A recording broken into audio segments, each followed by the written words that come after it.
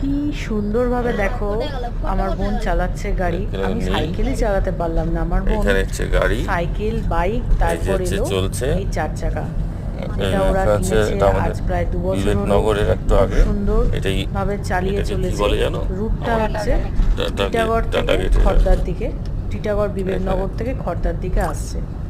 সত্যি নারী সবটাই একটু এদিকে পারে, তাকাও, কেউ নেই বাড়িতে অতিশয় আটকাছে। মনে করে। সত্যি তাই। হ্যাঁ, এদিকে তাকাও।